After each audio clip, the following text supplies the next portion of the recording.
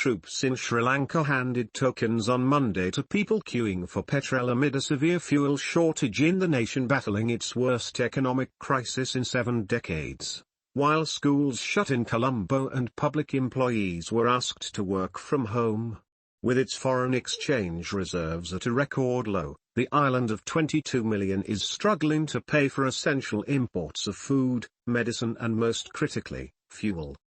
The government has told employees to work from home until further notice. While schools have been shut for a week in the commercial capital of Colombo and surrounding areas, public transport, power generation and medical services will get priority in fuel distribution, with some rationed to ports and airports.